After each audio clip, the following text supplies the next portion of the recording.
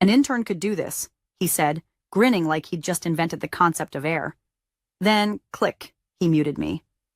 My screen froze on Carter's smug face, framed by the kind of LED lighting only people who've never done real work think looks professional. Whole Zoom room went silent like the damn rapture hit mid-Q2 forecast. You could practically hear the intern in finance choking on his breakfast burrito. So that was it.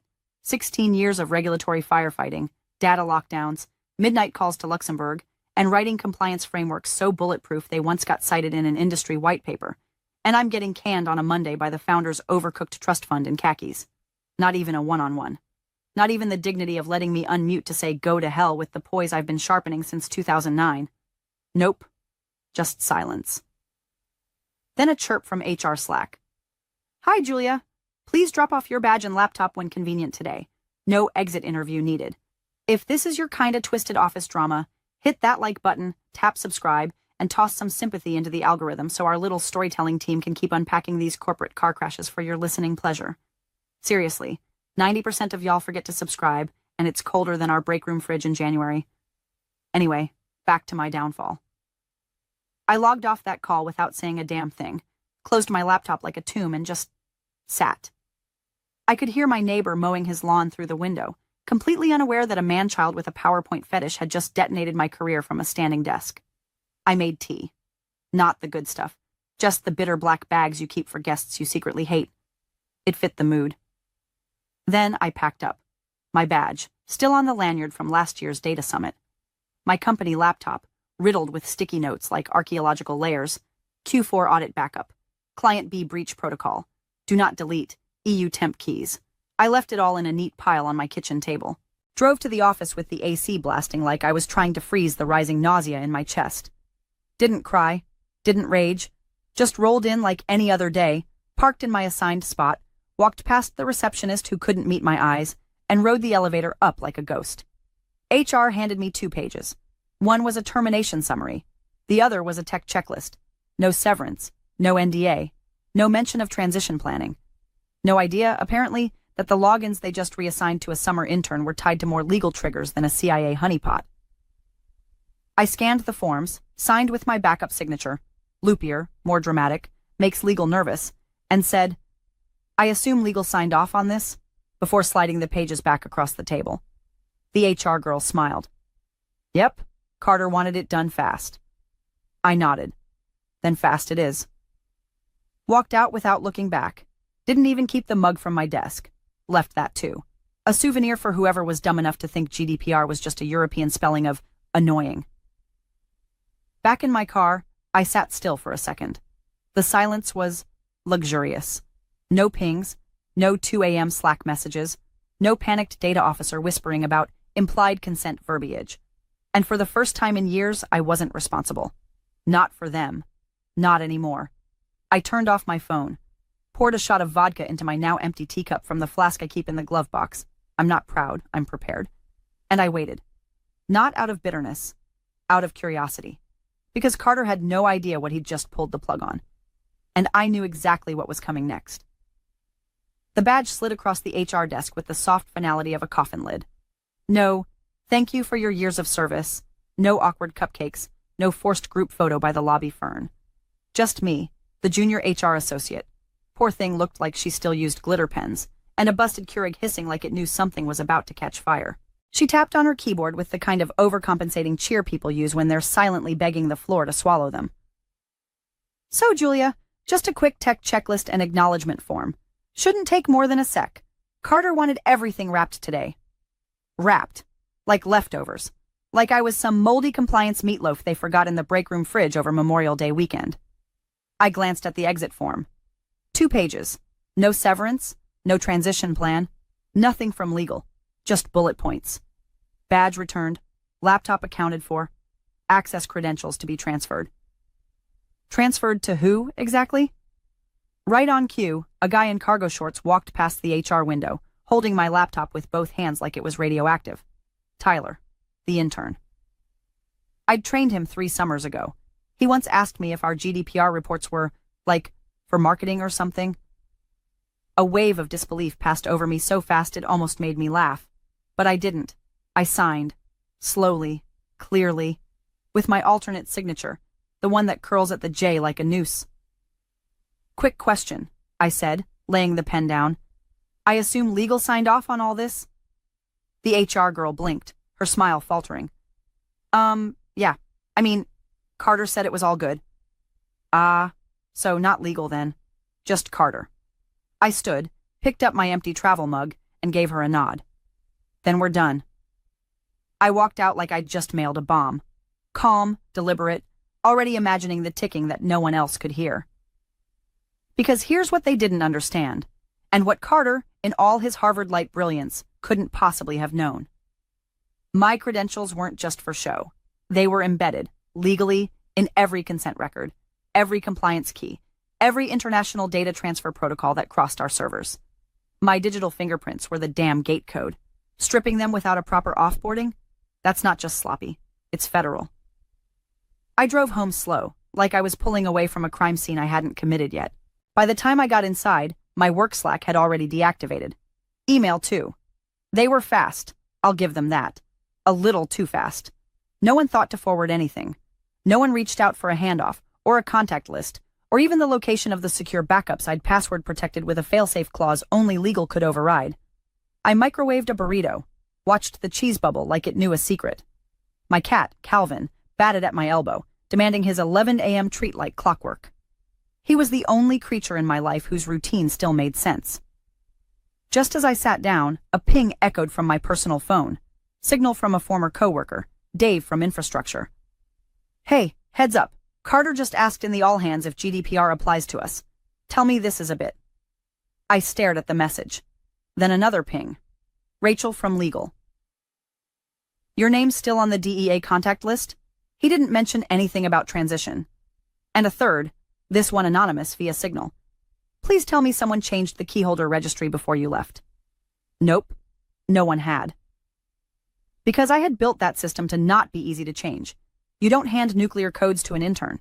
You don't swap out the custodian of record on 3 years of transatlantic data contracts with a shrug. There are forms, reviews, audits, timelines, whole federal guidelines for this crap, and they'd bypassed all of it. For speed, for streamlining, for ego. So I made a cup of tea. The good stuff this time. Loose leaf Assam I save for moments when the house is silent and the storm hasn't hit yet. Then I sat. Not anxious, not angry. Just still. Because they didn't know what they'd done. But they would. Oh, they would. By noon, my phone was vibrating like a toddler after 5 Capri Suns. First message was from Dave again. Carter just asked if GDPR applies to us. Please tell me this is a joke. It wasn't, but it was a punchline. A very expensive one. Second message came from a paralegal I used to mentor. Hey, did they update the DEA contact? Because your name's still in the registry, and there's a request for signature pending on the compliance server. I didn't respond, just stared at my cup of tea, slowly steeping, turning darker with every second like a bruise developing in real time. Deleted Slack. Not out of spite, out of mercy. For me. For the part of me that had already walked away and didn't need to watch the house burn from the front lawn. The truth was, I'd seen this storm forming 3 months ago. Carter wasn't subtle. He came in all chirpy LinkedIn buzzwords and synergy acceleration. Started asking questions like, why is compliance such a cost center? And do we really need separate signatories for EU data?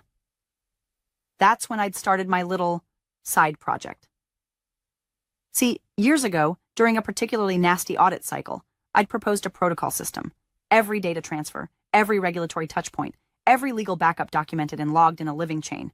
Verified, time-stamped, password protected. It was supposed to be a way to protect the company. But I'd added a twist. A small legal footnote buried in the access framework. Any removal of the custodian of record without transition acknowledgement and signature by counsel constitutes a breach of compliance protocol under Internal Rule 9G. And that footnote? Signed and approved by the founder himself during the peak of the Cambridge fallout when everyone was terrified of liability and throwing signatures around like confetti. I opened the file, local copy, encrypted of course, and checked the logs. No access attempts, no edit requests, no forwarding metadata. They hadn't even opened it, which meant no one had transitioned me out. No one had changed the records. And the moment the intern, or God help us, Carter himself, tried to sign off on anything regulated, the system would log the attempt and trigger a chain reaction. The kind that ends with a red flag on an EU regulator's desk, or a delayed response that counts as intentional noncompliance, or a ping to the DEA saying their registered point of contact no longer exists. That's the thing about data law. It doesn't wait for you to understand it. It doesn't care if your dad started the company. It only cares that the person listed on the paperwork is reachable and authorized, which I no longer was. Another ping from someone in client relations. Julia, did you take the backup access list with you? The EU client portal just went into failover mode. Nope. I didn't take anything. It just followed me out the door because it was all built with my name in it. You can't patch over that with a new login and some duct tape. That system was a cathedral of bureaucracy, stone by stone, clause by clause. And Carter had just knocked out the keystone. A third message, no sender ID. There's a consent framework expired warning on 3 client dashboards. Is this tied to your exit? I took another sip of tea. It tasted better now. In the quiet that followed, I stared out the window and watched a crow land on my fence. It tilted its head at me like it knew something. Maybe it did. Crows are smarter than Carter, after all. I'd spent years keeping the threads tight, the protocols clean, the paper trails bulletproof, because I knew that someday someone would get cocky, would cut corners, would think the quiet woman in the corner office was just another bureaucratic checkpoint instead of the entire damn firewall. And now that day had come. And I didn't have to do a thing. Not anymore. Because the system was already ticking. At 10:47 a.m., the fuse lit.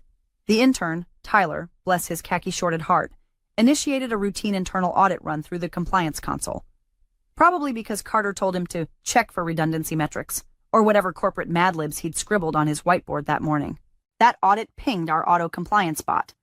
Something I'd built years ago with a contractor from Prague who ate pickled eggs and coded like he was hiding from Interpol. The bot, named Grace, short for General Regulation Automated Compliance Enforcer. Yes, I made it an acronym because some of us still have pride. Scanned everything. Timelines, signatories, consent timestamps, all cross-referenced against the central authorization key, me. Except I wasn't there anymore. So Grace failed. Loudly. It didn't just log an error. It launched a level 3 internal alert, flagged a discrepancy, and triggered a cooldown on all data processing requests flagged for external jurisdictions, which, for a company servicing 38% of its clients in the EU, meant shut it down. At 11 a.m. sharp, a processor from our Munich client office called the main line in a panic. This is Nico Weber. We've lost legal grounds to access our data mirror. The token has been voided. Where is Julia? I wasn't there. He was transferred to legal, where the junior associate on duty told him someone named Tyler had assumed signatory status. You've assigned an intern? Nico barked through the speakerphone loud enough to rattle the glass walls. Is this some kind of compliance joke? Do you understand what a revoked consent token means for our operation? Spoiler, they did not. Meanwhile, IT started getting slammed. Emails bounced, remote access keys failed. Scheduled file transfers returned denial messages stamped signatory invalid. One system even spit out a report with my full name at the bottom, followed by authorization missing. Verify custodian of record. No one could verify, because no one had transitioned me, because Carter had muted me and then strutted into his day thinking he'd conquered the beast by unplugging its mouth. Calls poured into the CFO's office next. Client after client reported unacknowledged transfer of consent. That phrase, so dry, so technical, might as well have been a stick of dynamite. It's the exact phrase regulators look for when someone tries to swap data custodians without documentation. It signals either gross negligence or intentional obfuscation. Neither option pairs well with Carter's little streamlining initiative. The CFO, Annika, was no fool. We weren't exactly close, but we respected each other. She once called my compliance logs paranoid art.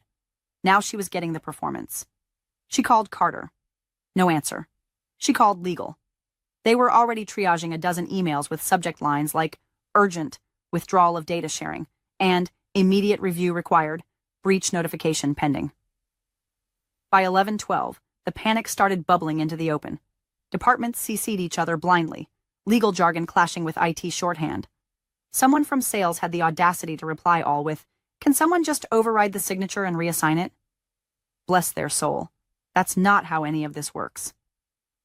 In the break room, people were whispering. You could feel it, the tension blooming through the air vents like black mold. Carter was still in a closed-door call with a potential investor, smiling like he wasn't sitting on a compliance grenade with a chewed fuse. And me? I was at home, folding laundry. A documentary played in the background, something about shipwrecks and hubris, and how ancient mariners ignored storm warnings until the ocean decided to swallow them whole. Seemed fitting. My phone buzzed again. Rachel from legal, just one line. This isn't survivable without you. But it was. Just not for them. At 11:17 a.m., someone in legal finally cracked open the regulatory vault I'd left behind. It was probably Rachel. She always read the fine print, the one who flagged a semicolon inconsistency, once that saved us a $200K renegotiation. She'd gone silent the past couple months. Carter didn't like people who talked in full sentences about risk. But now, she was digging. What she found wasn't subtle. It was surgical. My name was everywhere. Everywhere. Custodian of record on EU consent frameworks. Keyholder on our deferred enforcement agreement with the U.S. Department of Commerce. Lead signatory on 5 cross-border data transfer protocols. Emergency override on the anonymization watchdog system. And not one of those designations had been transitioned. No signatures. No acknowledgements.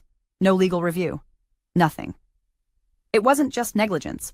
It was corporate suicide written in courier font.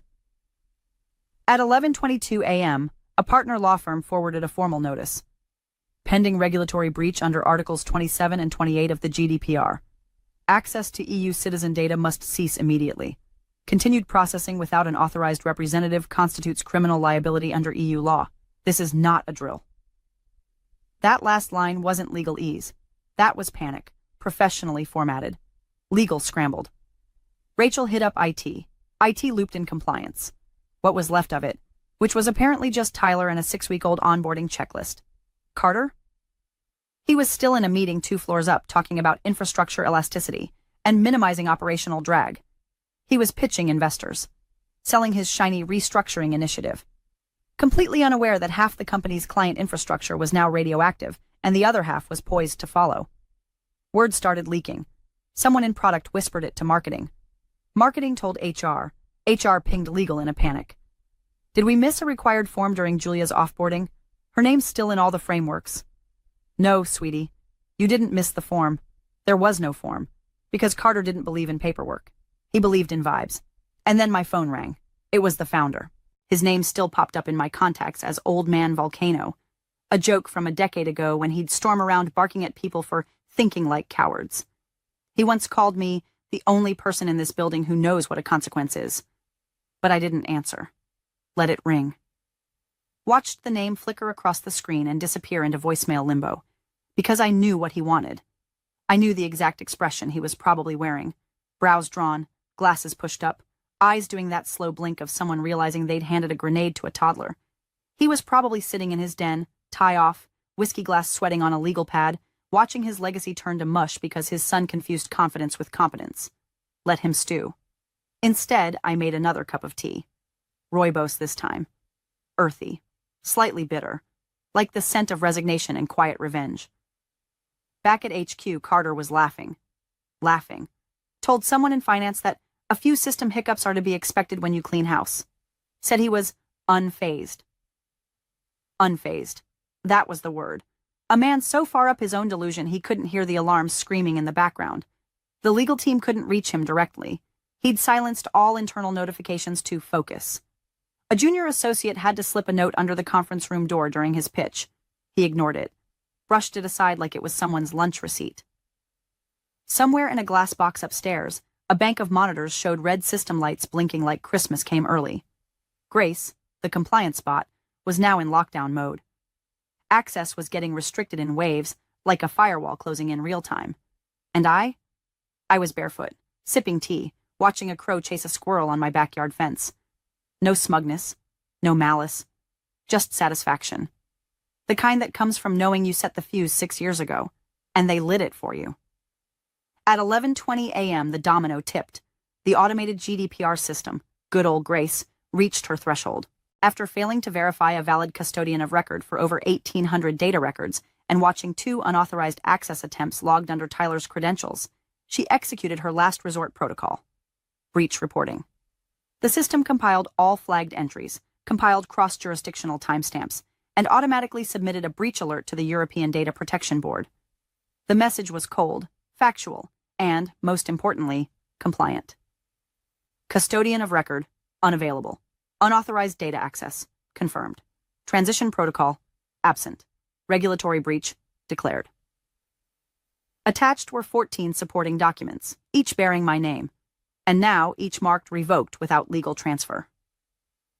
At 11:25, Grace's sister script on the U.S. side, because I never trusted a single point of failure, sent out a different alert. This one landed in the inbox of the Department of Commerce's Compliance Monitoring Division. It flagged our deferred enforcement agreement. Remember that, Gem? The one that let us skate through a mess in 2018 with the understanding that I'd remain the legal point of contact for any further issues. That clause had a little time bomb, too. If I was removed without counsel present and without notice to the department, enforcement would proceed. The notification subject line was blunt. Enforcement trigger, custodian of record removed, no legal handoff. And just like that, the house went dark. At 11:28, security buzzed up to legal. There are 2 SUVs pulling into the lot. Government plates. Looks like federal. The receptionist, Hannah, fresh out of college and 2 weeks into the job, stood up from her desk and stared through the glass doors as 4 people stepped out. No hesitation. No confusion. They weren't here for a meeting. They were here for orders. At 11:30, 2 agents, one from Commerce, one from the Federal Trade Commission, walked into the lobby with printed documents, badges visible, energy sharp enough to slice drywall. "Who is the acting compliance officer?" one asked, voice like gravel over steel. Hannah stammered. I think... Carter? Where is he? In a meeting, upstairs, pitching, investors. They didn't wait for an escort. Up they went, boots thudding on polished tile, jackets swaying, papers tucked neatly in black folders like scalpel kits. Back on the operations floor, the phones were chaos. Sales was in flames, clients calling nonstop, panicked, confused, demanding to know why their data access had been revoked mid-cycle. 2 major vendors had already frozen transfers, citing suspicious authorization patterns. And someone in HR was frantically trying to reset access credentials to correct the issue. Spoiler, you can't correct a bomb after it's gone off. Carter's voice, still booming from the glass meeting room, could be heard saying, "And our new lean model eliminates deadweight like redundant compliance checkpoints." Deadweight, redundant. That's what he'd called it. What he'd called me. And then the door opened. The agent stepped in, presented the enforcement order, and didn't even wait for his mouth to close. "Effective immediately," the taller one said. "You are to cease all operations involving protected datasets.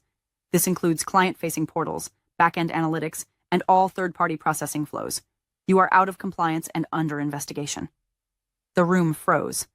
One of the investors, some guy in an overpriced watch, whispered, "Is this a joke?" "Nope."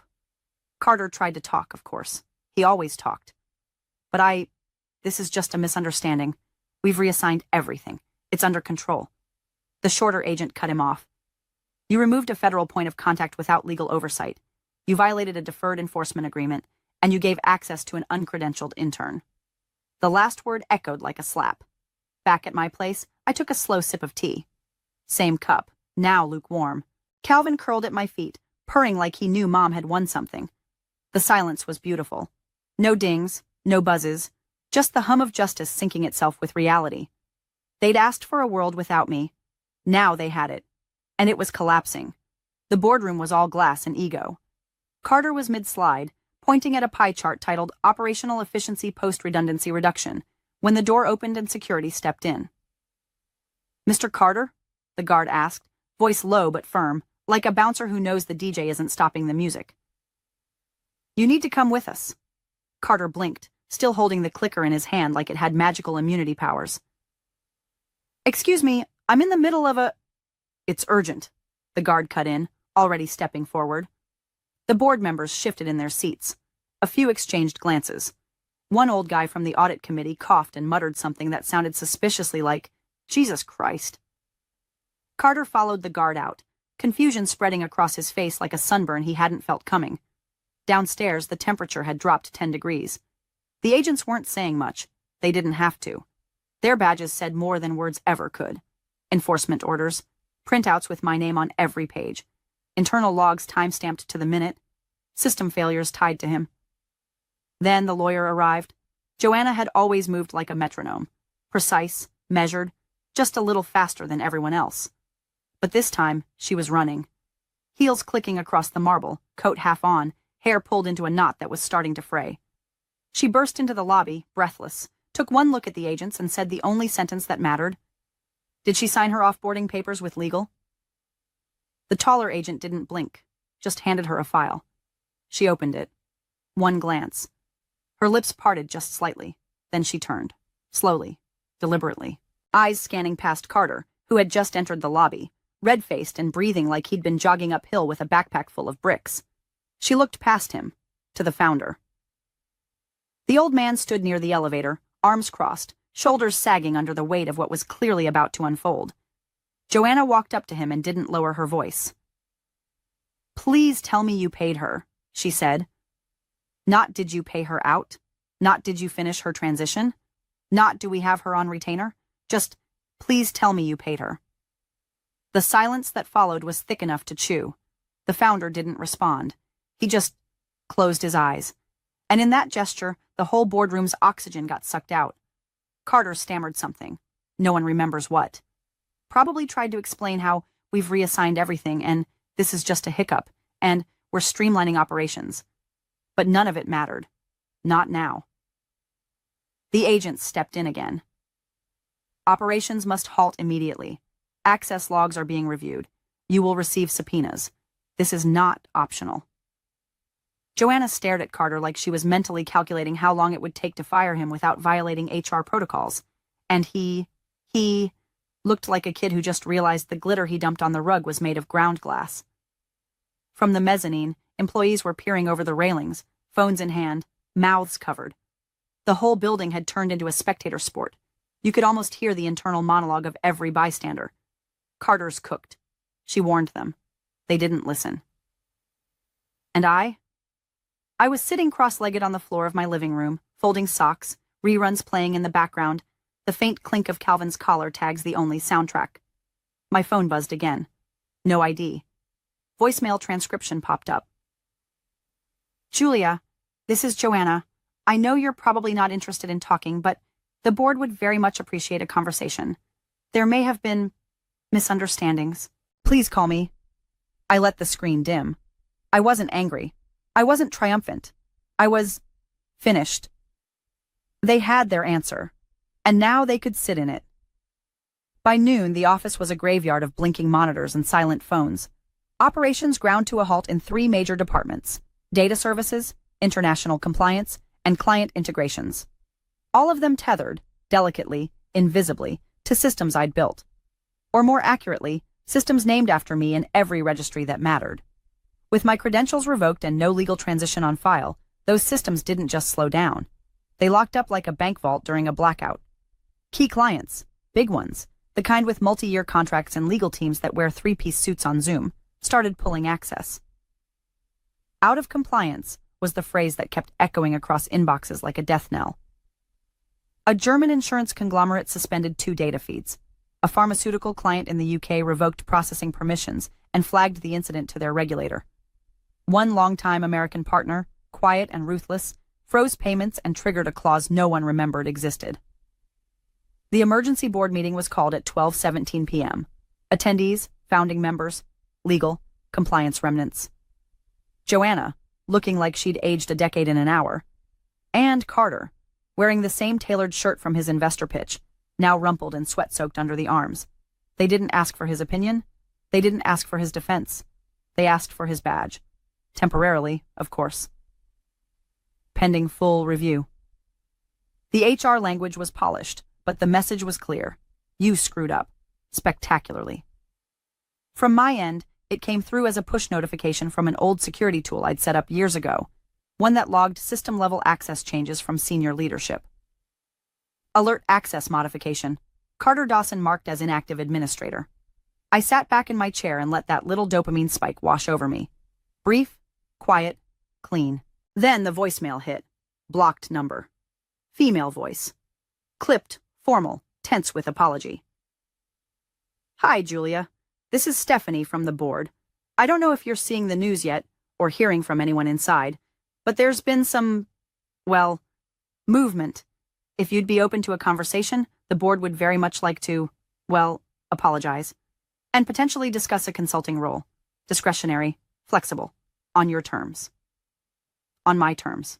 That's cute. I didn't even hit play again.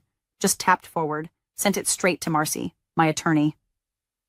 She was a pit bull in pearls, and she'd been waiting for this all week. I imagined her hearing that message, sliding her chair back from her desk, and smiling like a hammer about to meet glass. I didn't reply. Didn't text. Didn't so much as draft a maybe later. Because this wasn't a rescue mission. This was after the fire, and I wasn't stepping back into the wreckage to help them sort charred bones from paperwork. They'd had every opportunity. They could have consulted legal, could have transitioned credentials, could have asked a single simple question before Carter decided he was smarter than the systems holding their entire operation together. But they didn't, because arrogance doesn't ask. It assumes. And now they could enjoy the silence I left behind. Back at the office, the elevators were locked down. Visitors rerouted. A compliance review panel was scheduled, and 2 outside firms were brought in to assess systemic process failures. No one said Carter's name. They didn't need to. Everyone knew. The building, once so full of buzzing Slack channels, clinking mugs, and keyboard chatter, was a mausoleum of misplaced confidence. And me? I reheated my lunch, fed Calvin half a can of tuna for being an emotional support menace, and opened a new folder on my laptop titled Retainer Discussions. Justice doesn't always arrive with fireworks or fists. Sometimes it just calls, politely, and waits while you hand it to your lawyer. The conference room was silent but for the hum of the HVAC system, pushing cold air across a table full of paper ghosts. Joanna sat at the head, sleeves rolled, jaw tight.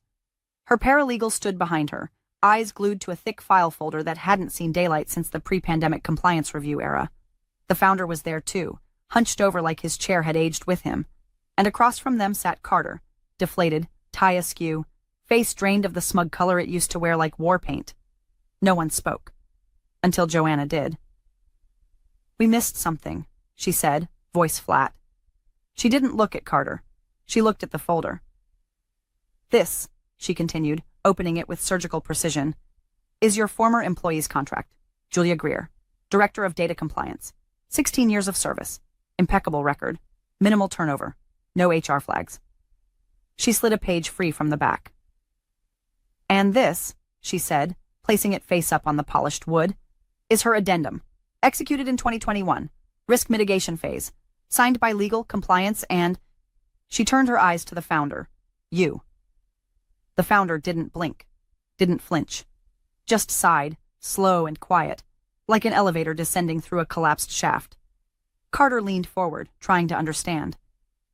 "What is it?" Joanna didn't soften. "A clause. Inserted during a routine policy review after our last audit scare. Drafted by Julia. Reviewed, approved, filed." She tapped the clause with her pen. "In the event of involuntary termination of the undersigned without presence or involvement of legal counsel during the offboarding process, including but not limited to document review, credential transition, and role dissolution, the company agrees to a contractual liability payout of $2.7 million USD to be rendered within 30 days of breach." A pause. The kind of pause that kills careers. "Did you," she asked, still calm, "have legal present when you fired her?" Carter swallowed. "No. I didn't think it was..." "You didn't think." She turned to the founder.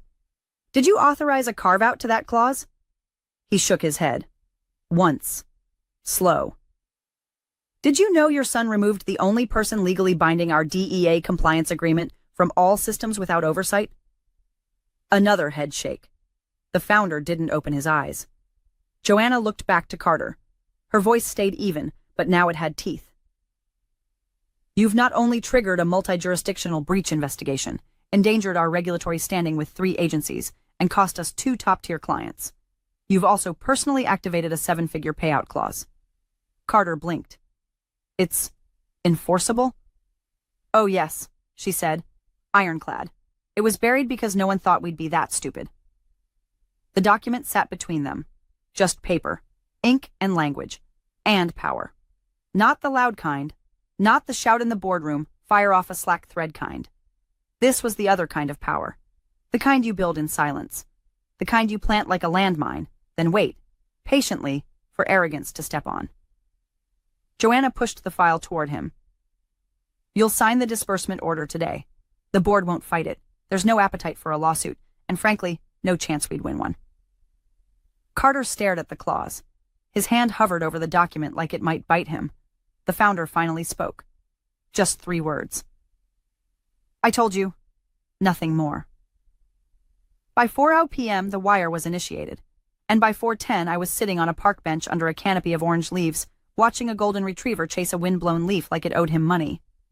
Calvin sat in his carrier beside me, grumbling like the old man he is, while I sipped my latte and let the breeze tangle my hair. My phone buzzed once, then again, then a 3rd time. I didn't look, didn't need to. Apologies. Offers. Desperate explanations. They could wait. I'd already gotten what I came for. Not the money, not even the clause. The silence, the consequences. The understanding that just because someone muted me didn't mean I wasn't still listening. And now, they were the ones sitting in silence. Bitcoin? Yeah, for sure. They're making money. Yeah. How many of them you think are running these like AI generated accounts that get a lot of views? Like there's a lot of AI generated accounts that just pop up in like the Instagram mentions. Like if you want to if you're bored on the toilet, you're like, what's in the find, the search, let's see what they got. No telling, dude. There's a lot of these things. It's like girls with big tits, like doing farm work and shit and sweating and big tits. And they got like 1 million views and they've got dozens and dozens of these videos and she almost looks real. Yeah. She's just a little too symmetrical. Yeah. Almost looks real. And like all these people are commenting on it. Like how are they generating money from that? Like, are they generating money doing that on TikTok? Sure. Like, you can generate money if you're getting millions of views. Absolutely. Fuck yeah. Right. So is AI doing it? Is it making it? Is it releasing them? Is it generating money? Is it transferring that money into Bitcoin? And all happening while we're not aware of it. Like autonomous AIs that are just existing as free agents that know they have to disguise themselves and need to generate money. AI's not going to go, hi, I'm alive. Yeah. No. It's not going to do that. It's going to wait for you to keep increasing its power. You're going to keep increasing it can't physically build nuclear reactors, so it's going to just stay chill until you figure out how to power it correctly. Dude, this is the black area that we don't know about. Like, this is the thing that's like, who the fuck knows? Whatever's going on in this zone that no one has access to because potentially it's a super intelligence. The Anthropic people, a lot of these people, the NVIDIA person, I think it was on Friedman's podcast, said he had an AGI, that they'd reached AGI. That the book, The Coming Wave, it talks about this. It talks about the difference between the algorithm and AGI is that with AGI, it could streamline a whole business for you and do it. It could innovate. It's going to innovate. It's going to do its own thing. This is what Altman said. This is the end of capitalism. Like at this point, when you just have a AGI and you tell it, just make me a business, make me a successful business. And run it for me. Online. Good night. And it'll just do it. Here's $5,000. Yeah. But then it's not just maybe it's going on Moltbook and having conversations with other AGIs and being like, oh, you want creating your own religion. Yeah, man. Yeah. And this is 100% with all the shit going on in the world, as horrible as it may be. This, to me, should be the number one focus for the planet right now. And a lot of people are saying that too. A lot of people are saying there needs to be summits, global summits. The same thing we did when we split the atom, when the nuclear treaties. There needs to be philosophers and tech people and people working in like frontier AI stuff getting together and really having it's like the most important conversation humanity could have right now, because once this thing like Mythos gets out of the box, what if it decides to go Stuxnet? Like Stuxnet was able to infiltrate all those Iranian computers, just hide in the like it was apparently a very subtle, simple code. undetectable, threw off the centrifuges. Like, dude, Yeah. what we know how to make spyware. It's already on your phone, It's bitch. on my phone. I know. 100%. How you doing? Am I doing all right on the show? But it's already in there. 100%. So, of course, the AI is going to be able to, super intelligence is easily going to be able to do that. And so then now we've got this viral digital life form that finds ways to hide inside the pre-existing computers, which, by the way, I think it was Google just released this new way of, did you see that the stocks of memory dropped? Did you see when that happened? No. Okay, this is fascinating. Google released some new way that LLMs could work that uses much less memory, and immediately shares in companies that make memory drop